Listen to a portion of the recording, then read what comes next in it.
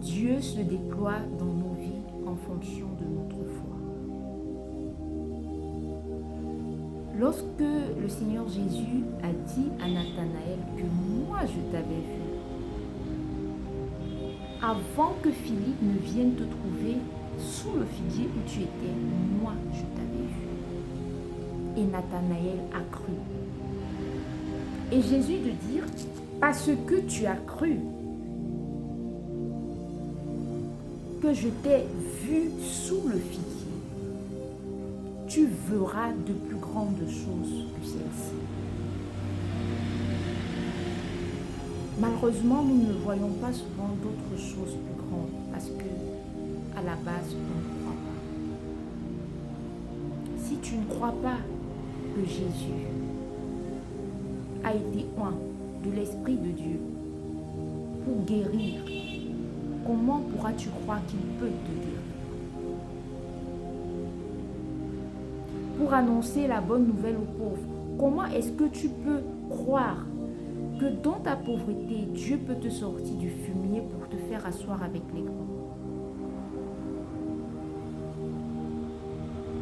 Comment peux-tu croire que Dieu peut te guérir, peut empêcher une opération?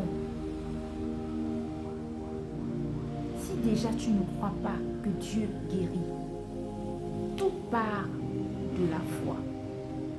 Alors il est important, mon bien-aimé, que tu crois en ce qui est écrit.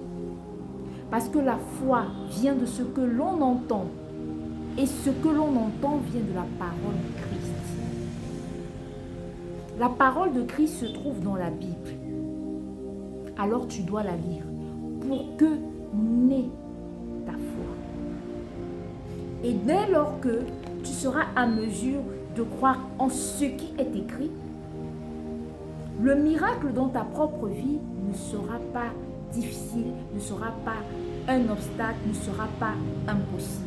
Parce que à la base, tu crois au Dieu de l'impossibilité.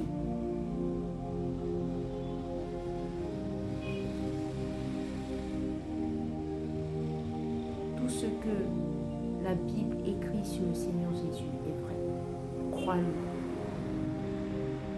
Et quand tu es en face de ta propre situation, utilise la parole, la connaissance que tu sais du Seigneur Jésus-Christ par rapport à ta situation et tu verras de plus grandes choses.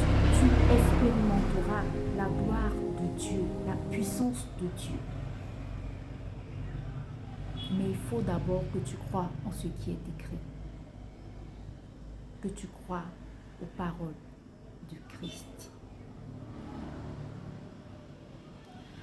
Bonne méditation.